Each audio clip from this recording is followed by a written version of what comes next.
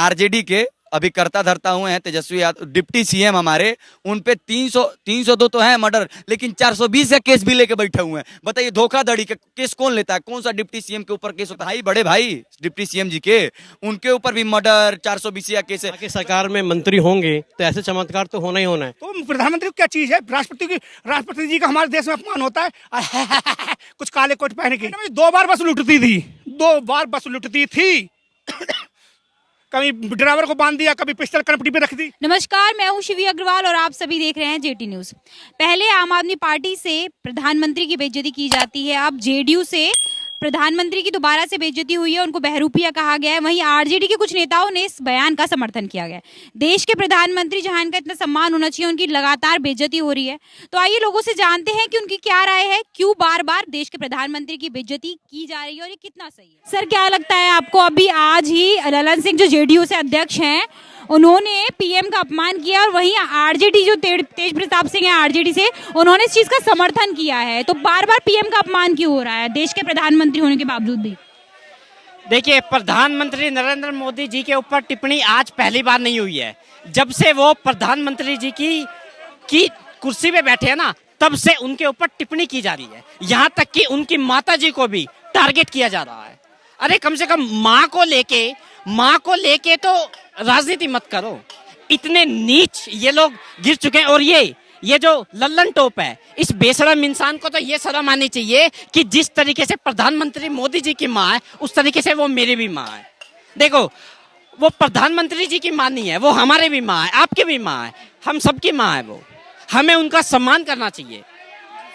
उस माँ ने एक ऐसे प्रधानमंत्री को, एक ऐसे बेटे को जन्म दिया है जिसने इस भारत का इतना गर्व बढ़ाया है, इस देश का नाम इतना रोशन किया है।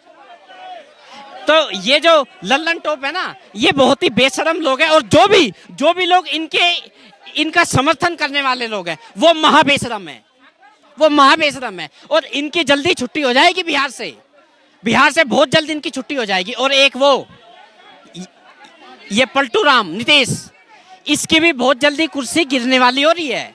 2.5 साल तो इसने बिता लिए, 2.5 साल से पहले इसका खेल खत्म हो जाएगा और वहां पे सिर्फ और सिर्फ भारतीय जनता पार्टी की सरकार बनेगी। कैसे आप दावा कर रहे हैं कि भारतीय जनता पार्टी बिहार में बन जाएगी? ये पलटू राम आखिर ये कब तक जातियों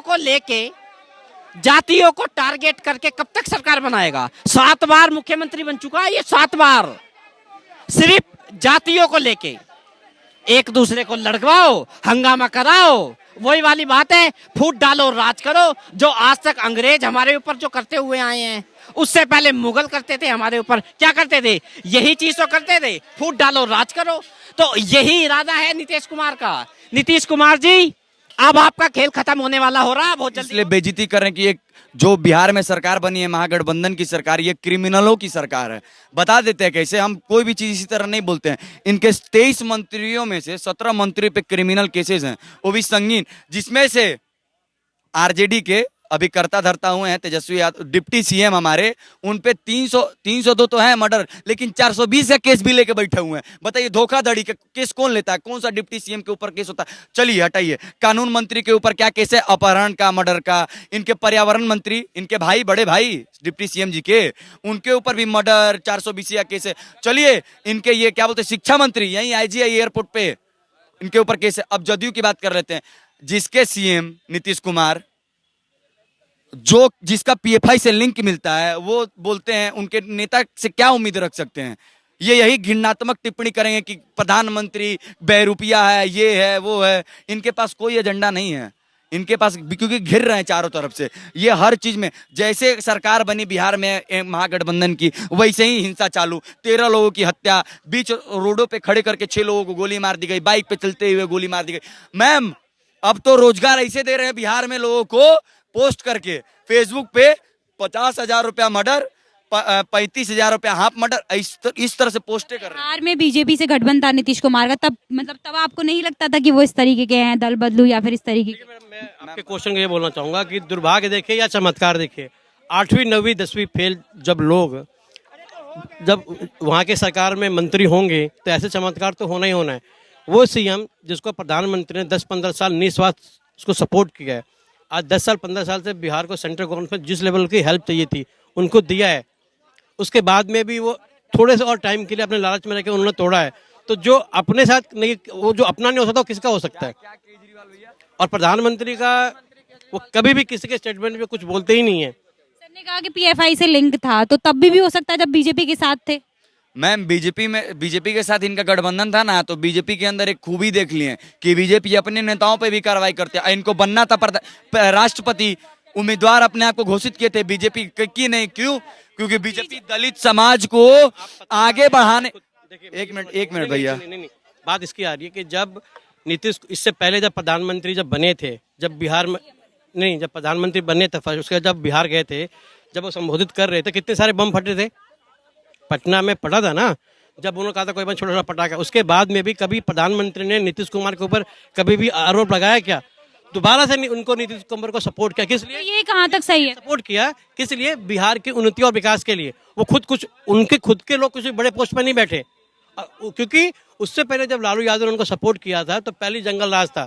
तो कम से कम वो निस्वार्थ के रूप में बिहार की जनता को सपोर्ट करने के लिए उन्होंने सपोर्ट किया। लास्ट में ये खुद हटके गए।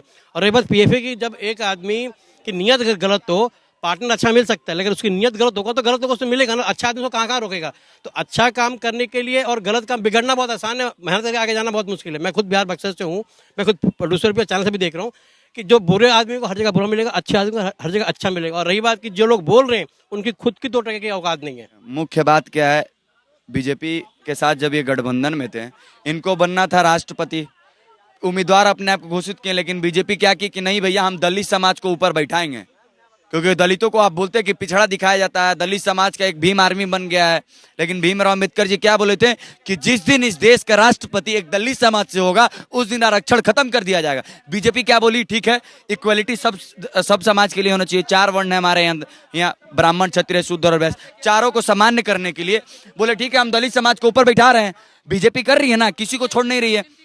इनको खल गया कि क्यों बैठाई ऊपर, हमको राष्ट्रपति के लिए खड़ा करना था। बीजेपी इनको कोई मौका नहीं दी, क्योंकि दल बदलू है, कब दल बदल देंगे कोई भरोसा नहीं है, सरकार गिर जाती। क्योंकि बीजेपी को अभी सत्ते में रहना है, देश का डेवलपमेंट करना है, राज्य का डेवलपमेंट करना है, तो उसको सत्ते में रहने के लिए क्या अच्छी पार्टियों के साथ गठबंधन करना होगा। आरजेडी के साथ करेंगी नहीं, क्योंकि उसमें साले सब क्रिमिनल भरे हुए हैं। देख लीजिए हम। आपको लगता है जेडीयू जो है अच्छी पार्टी है? नहीं, जदयू बिहार में जितनी पार्टियां हैं बीजेपी के अलावा, उसमें से लोजपा को अगर साइड कर दे तो तीसरी सबसे बड़ी पार्टी है जदयू, जो कि अच्छी है। तीसरी सबसे बड़ी पार्टी जो अच्छी है, संख्या में नहीं बोल रहे हैं, विधायकों और एमएलए। ऐसा क्यों लगता है कि बीजेपी अपने बल पे सरकार मतलब अकेले नहीं बना पाएगी बिहार में? बिहार में जातिवाद बहुत है, इतना जातिवाद है, ये साले जातियों के चक्कर में मर रहे हैं और इसका फायदा नेता ले रहे हैं। इनको समझ में नहीं आ रहा कैसे। मैम, जब बीजेपी की सरकार थी, मेट्रो बनना चालू हुआ, बिहार 8वें से 6 नंबर पे आ गया फल के उत्पादन में। मैम, ये सब कौन दे रहा है? कहां से होगा? कहां से?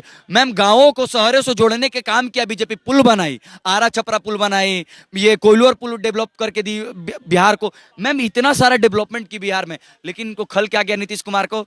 नहीं यार, हमको काहे नहीं बना राष्ट्रपति, हमको बनना चाहिए था। मैम, इनको डेवलपमेंट से कोई मतलब नहीं है। नीतीश कुमार का स्टार्टिंग से मैम 8 बार सीएम बने हैं राज्य के, 8 बार में से मात्र 1 बार कार्यकाल पूरा किए हैं, और 7 बार कैसे सीएम बने हैं? दल बदल के। हमको सीएम बनाओगे? हाँ बनाएंगे, तो ठीक है, हम तुम्हारे साथ हैं। ये एक छोटा बच्चा नहीं होता है, कैसे बोलता है, पप्पा क्या बेटा, हमको लॉलीपॉप चाहिए, नहीं देंगे, नहीं हमको चाहिए, लौटने लगता है कैसे पूरा, नहीं हमको चाहिए चाहिए चाहिए, जाके मम्मी का साड़ी पकड़ लेगा, एकदम कूदने फाड़ने लगेगा। तो बाप क्या बोलता है मजबूरी में, अच्छा ठीक है चलो, इतना माथा दर्द हो रहा है, चलो ले लो। तो नीतीश कुमार भी यही किए हैं बिहार में आज तक। जितने बार भी सीएम बने, ऐसे ही करके बने हैं। इनके पास कोई उपाय नहीं था मैडम, कोई उपाय नहीं था। बीजेपी के साथ रहते तो पीएफआई वैसे भी कार्रवाई करती, पीएफआई के कारण।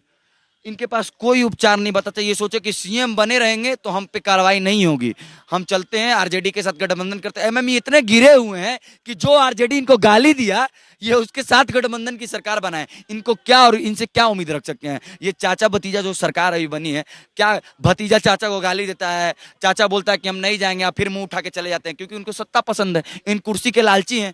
इनके पास कोई उपाय नहीं। अब देखिए, बिहार जैसे महागठबंधन की सरकार बनी, फिर से अपने रौद्र रूप में आने लगा। 18 नंबर पे है मैडम बिहार, अभी पूरे डेवलपमेंट और हर चीज के मामले में 18वें नंबर पे है।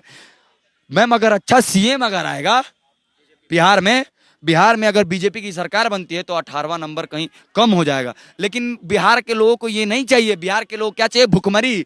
उनको जो वहां डेवलपमेंट लाके जो फैक्ट्रियां खोल के दे, उनको वो नहीं चाहिए। इनको क्या चाहिए? दंगा, 6 बजे दरवाजा बंद, सब घर के भीतर। सर मैं आपसे पूछना चाहूंगी कि अभी जेडीयू के एक अध्यक्ष हैं, उन्होंने, ललन सिंह है उनका नाम, उन्होंने कहा है कि पीएम बहरूपी हैं, उनको नीचा बोला है। तो बार बार प्रधानमंत्री का अपमान ही कहाँ तक सही है? देखिए, जिनकी माँ और जिनके बाप ने खुद करकायदा नहीं सिखाया, वो ऐसे नीच शब्द बोलते हैं। और वो नीच क्या, वो महानीच जाति से नहीं आते हैं। उनका अंदर इतने घिरे हुए होते हैं, वो अपनी माँ बाप को नहीं बख्शते, वो प्रधानमंत्री को क्या बख्शेंगे? एक बात बताइए आप हमें, जिसने अपने माँ बाप को जूतों से मार रहा, ललन सिंह अपने माँ बाप को जूतों से मार मार के निकाला, उसका इतिहास दिखाई, देखो उठा के अपने माँ बाप फेंक दिए, उसे निकाल के घर से बाहर कर दिए। तो प्रधानमंत्री को क्या चीज है? राष्ट्रपति जी का हमारे देश में अपमान होता है। कुछ काले कोट पहन के बकवास करने लगते हैं, उनकी सपोर्ट में आ जाते हैं। क्या है हमारे देश की कानून, क्या है? ललन सिंह और बाकी सब लोग इतने गिर चुके हैं। कुछ दिन हमारे यहाँ पता क्या होता था यूपी में? आज हम यूपी के यहाँ आए हुए, 2005 में पुलिस की वैकेंसी निकली थी, उसमें सरकार थी मुलायम सिंह यादव की। और जब मेरिट में देखा था, उस समय फोन नहीं चलते थे, टच फोन नहीं चलते थे, कि किसी के लैंडलाइन वाले फोन से बात होती थी। मैं बधाइयों आया, शाम को आज को देख रहा हूँ मेरा मेरिट में नाम है, दूसरे दिन को मुलायम सिंह की शिवपाल यादव ने लिस्ट भेजी, ये हटा के दूसरे लगाए जाए। आज हम दिल्ली में मजदूरी कर रहे हैं। उसके बाद अब जनता जागी पड़ी, बेरोजगारी भूखी, क्योंकि क्या होता है इसमें, अभी 2 बार यूपी में कोई नहीं आया, लगातार नहीं आया। ये आता 5 वर्ष मायावती, 5 वर्ष वो मायावती ने ऐसी का वोट दे के हिंदू तिलक राजू और तरबाई जूते मारो इनके 4, तई सतीश मिश्रा को अपनी पार्टी में ले लिया, तई सरकार बना ली। अब रही एससी की जात निकली, सफाई कर्मचारी ऐसी कैटेगरी में जो आते हैं, हरिजन की वैकेंसी निकली 2.5 लाख सफाई कर्मचारियों की। उसमें मायावती ने एक नीच दिखाया काम करके, ऐसी वालों को रोजगार छीना गया। उसमें मैडम ये ठाकुर पंडित ऊंची ऊंची जात कास्ट के हैं, आज 18-18, 20-20 हजार रुपए सैलरी ले रहे हैं। 6,000 रुपए पे वही वाल्मीकि हरिजन आज गांव में झाड़ू लगा रहा है। कोई भी ऊंची जाति का झाड़ू नहीं। एक दिन क्या हुआ, उसमें क्या हुआ, जिला पे होती थी ये वैकेंसी, उसने कहा गटर में घुस जाओ। तो मैडम जी मैं खुद जाता हूँ, घर में अपने घर के आगे नाला है, उसे मैं साफ करता हूँ, गाय भैंस के ऊपर झाड़ू मारता हूँ, तो मैं गली में भी मार देता हूँ। तो इसमें क्या हो गया? ये मायावती। फिर जनता जब समझी, जनता के लिए आई, जनता ने जब सोचा तो उधार के फेंक दिए, दूसरी बार बन गई सरकार। अब ललन सिंह और नीतीश भाव केजरीवाल से भी सर कुछ नेता हैं। और फिर जी प्लीज मैडम जी मेरी सुनिए, एक बात देखिए, बिहार का भविष्य देखिए, बिहार का भविष्य देखिए कि 9वीं पास डिप्टी सीएम बना बैठा है, 9वीं तब भी मगर वो प्रधान 9वीं भी फेल है, 9वीं भी फेल है। वो अपने लिए सबसे ज्यादा, अगर तेरे बिहार में इतना ही सब कुछ था तो तूने अपनी बहन जो है हमारे यूपी में क्यों बिहाई? क्योंकि यूपी में क्यों बिहाई तूने? एक तेजस्वी यादव की बहन यूपी में बिहाई है। यूपी मेरा है, मेरी यूपी है, हम यूपी को मानते हैं। जैसे केजरीवाल बोला 500 रुपए लेके इलाज के लिए चले आते हैं, 500 रुपए इलाज के लिए। मैडम जी एक बात बताइए, हमारे यूपी से 78 सीटें 80 सीटें आती हैं लोकसभा सांसद की, लोकसभा की 80 सीटें आती हैं। 80 सीटों में 75 सीट लेके आए थे उसमें पहली बार बीजेपी, अब की 68 सीटें आई हैं। अगर 68 सीट वाला प्रधानमंत्री बनाया तो सबसे ज्यादा जनता का योगदान किसका रहा? यूपी वालों का। मगर ये कहते हैं दिल्ली वाले केजरीवाल वहां पे पटाट 500 रुपए लेके आगे चले आती हैं और यहाँ फ्री का इलाज करा के लिखते हैं। केजरीवाल के बाप ने कोई हॉस्पिटल बनवाया नया? कहीं पे केजरीवाल ने नया बनाया? कांग्रेस की आज 70 साल से जो भी हुई वो हॉस्पिटल पहले के बने चले आ रहे, कुछ अंग्रेज जमाने के चले आ रहे, कुछ कांग्रेस की सरकार में बनी। तो कांग्रेस सरकार है, जिसका सरकार बोलबाला हो वही का बनेगा, वही बनवाएंगे। केजरीवाल ने एक रणनीति अपनाई है कि यहाँ का पैसा, जैसे मुलायम मायावती करते थे, यूपी का पैसा दिल्ली में आके प्रचार में उड़ाना, राजस्थान में उड़ाना, मध्य प्रदेश में उड़ाना, महाराष्ट्र में उड़ाना, 1-1, 2-2 विधायक ले आए, पूरी यूपी खाली कर दी। तो ये है ललन सिंह, नीतीश कुमार और 9वीं फेल के लिए औकात पता चल गई कि अब हम कहीं से कहीं नहीं आ सकते। बीजेपी किसी समय बिहार में निजी बहुमत से सरकार बनाएगी जब जनता, और नहीं तो पता क्या होगा? आप मतलब इस तरह सर, आप से सुन जाता हूँ मैं, 7 बज गए ठाए सीधे गोली। सर आप गारंटी से कैसे कह रहे हैं कि बीजेपी आगे चल के बिहार में सरकार बना लेगी? जनता जैसी यूपी की जाएगी मैडम जी। हम यहाँ से 2007 से जॉब कर रहे हैं, 11 तक बसें आनंद विहार से बदायूं तक हमारी 245 किलोमीटर पड़ता है बदायूं।